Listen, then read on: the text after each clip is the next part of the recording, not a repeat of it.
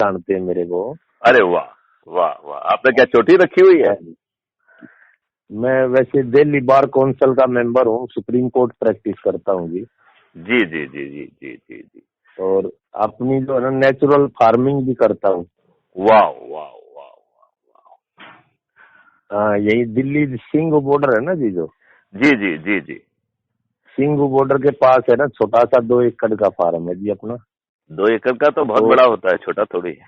तो वहीं पे मैंने अपनी हरियाणा नस्ल की गायें रख रखी हैं जी। अरे वाह वाह, और बहुत अच्छी वही बात। गाय गाय से ही अपनी जो है ना नेचुरल फार्मिंग करते हैं। वाह वाह वाह, बहुत अच्छी बात है, बहुत ही अच्छी तो बात है। आपका जो अभियान है, आपका जो मिशन है, इससे तो जो है ना इस देश में जो है ना एक सौरभ का ही माहौल बन जाएगा। देखो, मैं आपको एक चीज बताऊं कि हाँ जी। हमें एक चीज का ध्यान बिल्कुल रखना पड़ेगा, हाँ जी। क्योंकि आप कहेंगे कि वो पुरानी बातें क्यों करना है। क्योंकि पुरानी बातें इसलिए करना है जिससे अपन को ये हमेशा याद रहे कि जो कुछ भी हाँ जी। हुआ है वो गलत हुआ है। हाँ जी। तो हमें, हमारी सरकार हमारे लिए काम करना चाहिए ना। हमारी हाँ जी। सरकार जो है वो इंडस्ट्रियलिस्ट के हित का ख्याल रखे।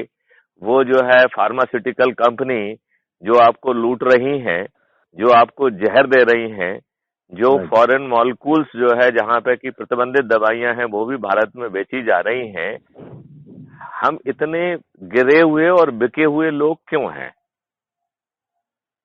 क्योंकि हमारे जो हाँ नेता जी। हैं, बाकी जगह पे जो नेता होते हैं वो अपना खुद का व्यवसाय करते हैं, और पॉलिटिक्स या जो है ना शासन वो इसके अतिरिक्त में करते हैं।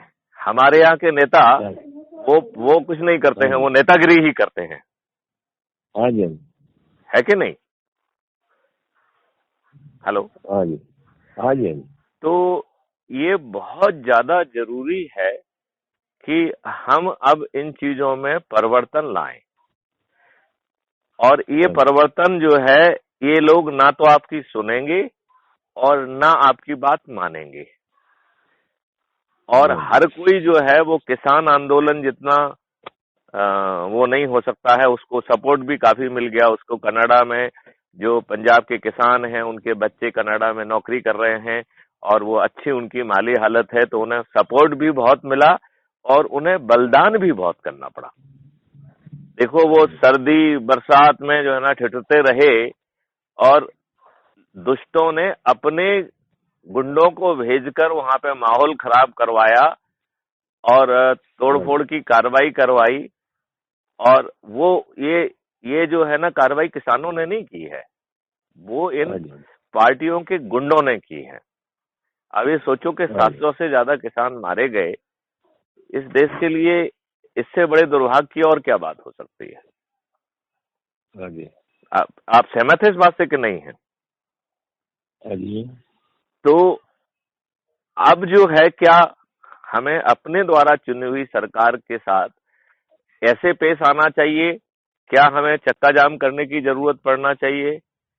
क्या हमें हमें क्या क्या करना चाहिए? बस सरकार से जो है ना मिल के अपनी जो भावनाएं व्यक्त नहीं नहीं करें और नहीं नहीं उनके नहीं नहीं, अनुसार। सरकार में जो लोग हैं ये काले अंग्रेज हैं, ये धूर्त हैं। राइट। पहले तो ये आपसे बात ही नहीं करेंगे। राइट।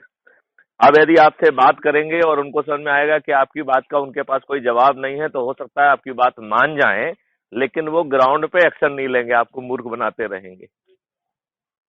नहीं, बात वो समझ तो रहे हो ना? ठीक है, लेकिन सरकार में आप जैसे अच्छे लोग शामिल हो, आप जैसे अरे आप छोड़ो प्रधानमंत्री गृह सरकार को, मंत्री के देखो पद देखो पर देखो, जाए। अच्छे लोग आप को नहीं लाना है, इन्हीं लोगों को अच्छा बनाना है।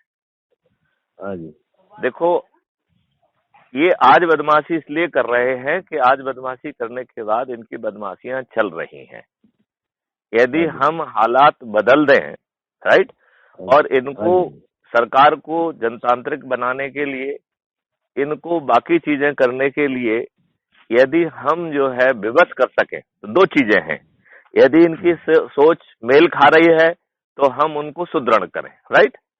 और यदि हाँ जी। उनकी सोच हमारी सोच से मेल नहीं खा रही है, उनकी सोच में धूर्तता है, तो फिर हम उन्हें बेबस करें, राइट? हाँ जी, दोनों चीजें करना पड़ेंगी। मतलब यदि उनकी सोच हमसे मिल रही है और किसी कारण से, किसी डर से वो उसे कह नहीं पा रहे हैं, कर नहीं पा रहे हैं, तो उन्हें लगेगा कि करोड़ों लोग उनके समर्थन में खड़े हुए हैं और करोड़ों लोग उसे सराहेंगे, तो वो दृढ़ता से उसे और जल्दी कर पाएंगे। जैसे फॉर एग्जाम्पल मैं छोटी सी बात कह रहा हूं, आपने देखा कि नहीं देखा, अभी 2-3 दिन पहले एक वर्कशॉप हुई थी जो जिसमें कि गवर्नर गुजरात श्री देवव्रत जी जो है वो उन्होंने वो उसके एक मुख्य अध्यक्ष वगैरह थे, और माननीय नरेंद्र मोदी जी भी उस वर्कशॉप में वीडियो कॉन्फ्रेंसिंग के माध्यम से सम्मिलित हुए थे, राइट? ये हमारे यहाँ आए थे जी, ये गवर्नर साहब जो थे पहले, ये हाँ, मेरी बात ध्यान से सुनो, जो मैं कहना चाहता हूँ वो कोई दूसरी बात कहना चाहता हूँ।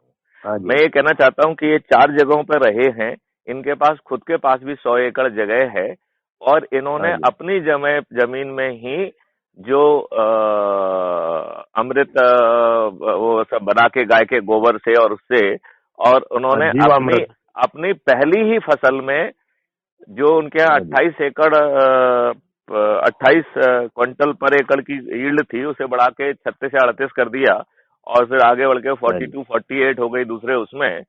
इसका मतलब है कि आपका एक दिन भी नुकसान नहीं हुआ, राइट? बिल्कुल, आपका एक दिन नुकसान नहीं हुआ, आपके जेब के पैसे नहीं गए, राइट? आप जो है अभी जो जहर डाल रहे हैं केमिकल फर्टिलाइजर और पेस्टिसाइड के रूप में, और उसके कारण जो है पंजाब में कैंसर ट्रेनें चल रही हैं, तो हम जो है हमें ये सोचना पड़ेगा कि हम वो जो है केमिकल सब्सिडीज में वो क्यों कर रहे हैं, इसकी लेबलिंग करो। तो हाँ, तो अब इसमें जो है माननीय नरेंद्र मोदी जी ने कहा कि मैं देवव्रत जी को बड़े ध्यान से सुन रहा था, मैं एकदम छात्र के रूप में उनकी बात सुन रहा था, ऐसा माननीय नरेंद्र मोदी जी ने कहा, राइट? बहुत अच्छा लगा मुझे।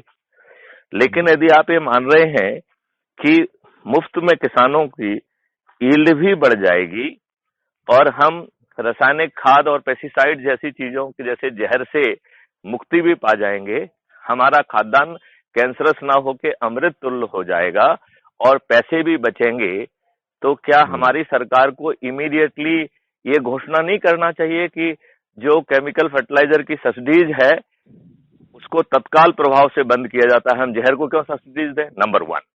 नंबर 2, उसमें जितना पैसा सब्सिडी से बचेगा उसमें उतना और पैसा जोड़ के डबल पैसे की देसी गायें और 5-5, 8-8 पेड़, जिससे कि फॉडर की व्यवस्था खेत से ना होकर, क्योंकि जो चराई की जमीन है वो तो बची नहीं है, वो तो इन दुष्टों ने जो है ना इधर उधर कर दी है, राइट? तो हम यदि उनको पेड़ दे देंगे तो वो पेड़ जो है में जो न्यूट्रिशियस पत्ते के माध्यम से वो फीड का काम करेंगे, राइट?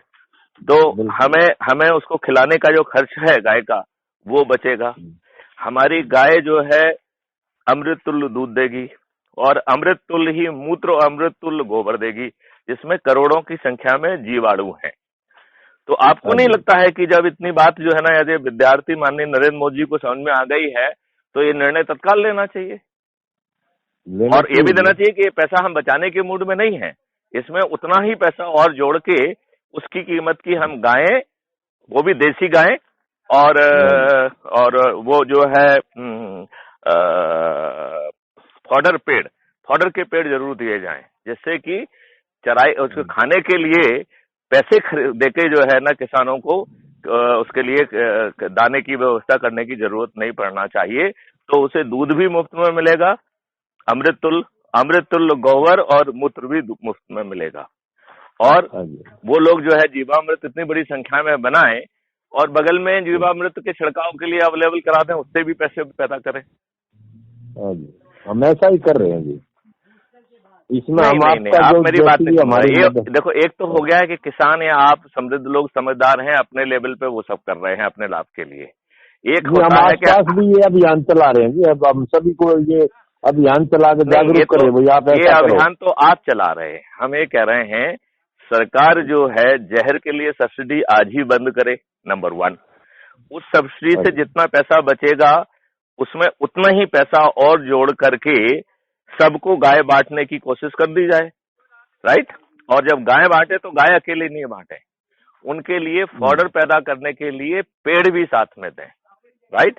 और बाउंड्री पे अपने घर के आसपास चारों तरफ जो है ना पेड़ लगा देंगे, 10-10 पेड़ भी लगा देंगे, तो गाय जो है के खाने के लिए पैसे खर्च नहीं करना पड़ेंगे और अमृतुल हमको मिल्क, गोबर और मूत्र मिलेगा, ठीक है ना। समझ रहे ना आप? तो कितना भला हो जाएगा। अब ये जो है ये डिसीजन लेंगे नहीं, क्यों? क्योंकि खाद की लॉबी भाई इनके पीछे पड़ेंगी। ये जो है गलत मेडिसिन जो दूसरे देशों में प्रतिबंधित हैं वो इंडिया में धड़ल्ले में बिकेगी, क्योंकि जो है फार्मास्यूटिकल कंपनी की लॉबी के दबाव में है। तो साहब मेरा एक अनुरोध आपसे, नहीं अभी मेरी बात सुन लो आप थोड़ा, फिर अपन आपकी बात सुनेंगे। अभी हमारा थोड़ी सी बात ये कहने का है कि ये निर्णय हम अपने द्वारा चुनी हुई सरकार से कैसे कराएं जो कि किसी दूसरे के दबाव में है। तो वो दबाव कम करने के लिए यदि हम जो है crime free Bharat YouTube channel को अपने जिद करके अपने प्रभाव क्षेत्र में रातों रात इसको यदि हम सब्सक्राइब कराएं और लोगों को जागृत करें, और फिर लोग जो है क्राइम फ्री भारत से जैसे ही हम 1-8 करोड़ पे पहुंचते हैं तो फिर हम ये चर्चा करें कि कैसे हम जो है क्या क्या हमें अपनी जनतांत्रिक अपने द्वारा चुनी हुई सरकार से कराना है, जिसमें कि कानून के निर्माता अपराधी ना हो, नोटा जो है वो एक कैंडिडेट हो और नोटा से जो लोग भी हारे उन्हें 15 साल का वनवास हो, जिनकी जमानत जब्त हो उनको 10 साल का वनवास हो। वनवास का यहाँ मतलब है कि वो चुनावी प्रक्रिया में हिस्सा नहीं ले पाएंगे, ठीक है ना। बिल्कुल। हाँ। अब जो पॉलिटिकल पार्टियां सिर्फ जो है टैक्स और बाकी बेनिफिट लेने के लिए चल रही हैं और उनका कभी कोई कैंडिडेट नहीं खड़ा होता है या कैंडिडेट सिर्फ दिखाने के लिए खड़ा कर देते हैं, तो ऐसी पॉलिटिकल पार्टियां जिनका एक भी कैंडिडेट कभी नहीं जीता है उन्हें तत्काल रिकॉग्नाइज किया जाए, राइट। और उन्हें भी जैसे जूम करिए कि यदि आप एक भी व्यक्ति आपका नहीं जीत पा रहा है, यदि आपका अध्यक्ष या कोई एक भी व्यक्ति नहीं जीत पा रहा है, तो आपको पॉलिटिकल पार्टी बना के कंफ्यूजन क्रिएट करने का अधिकार क्यों मिलना चाहिए, राइट। तो ये छोटी छोटी सी बात है। और फिर सबसे बड़ी बात ये है कि अब जो है एक समय आ गया है कि आगे चल के तो हमें करेंसी प्रतिबंधित करना होगी। हम डिजिटल जो है ट्रांजैक्शन ही करेंगे और आज के जो साइबर क्राइम है वो साइबर क्राइम नहीं होगा। वो साइबर क्राइम इसलिए हो रहा है कि हमने अपनी पुलिस को निकम्मा बना के रखा हुआ है, उसको जो है जघन्य अपराध बना के रातों रात उसकी आइडेंटिटी मिल जाएगी, रातों रात प्रूफ मिल जाएंगे और उसमें यदि 7 साल की सजा का प्रावधान कर दिया जाए मिनिमम, और उसको ये भी प्रतिबंध लगाया जाए कि वो कॉन्करेंट नहीं चलेगी।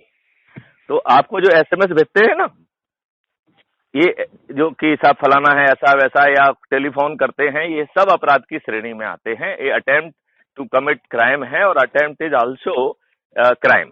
तो पुलिस तो उसकी कॉग्निजेंस ले नहीं रही है, तो हम अपनी पुलिस को जो है ना जवाबदेह बनाएं कि वो कॉग्निजेंस ले, रातों रात उनको गिरफ्तार करें, तो जो है ना कोई भी घपला करने की स्थिति में नहीं रहेगा।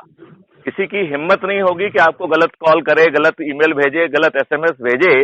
ये हमारी निकम्मी व्यवस्था है और ये हमारे काले अंग्रेज अपनी साठगांठ के लिए, अपने फायदा के लिए अच्छी पुलिस पैदा नहीं करेंगे। वो ऐसी पुलिस पैदा करेंगे जिसमें कि आपका जो है FIR जो दर्ज नहीं करती है। आप ये बताइए, आज आप थाने में जाते हैं, आपसे एक एप्लीकेशन ले ली जाती है कि नहीं ले ली जाती है?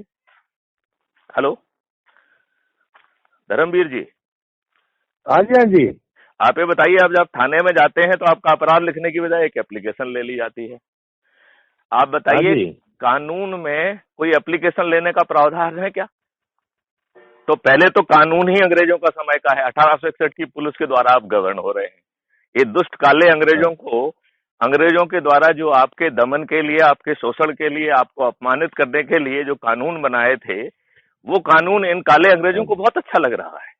क्यों लग रहा है? नंबर 1, काले अंग्रेजों ने भी जो कानून बनाया उसका भी ठीक ढंग से पालन नहीं करा रहे हैं। आप ये बताइए कि यदि कॉग्निजेबल ऑफेंस है तो आपकी FIR होना चाहिए। सुप्रीम कोर्ट ने 5 या 6 केसेस में ललिता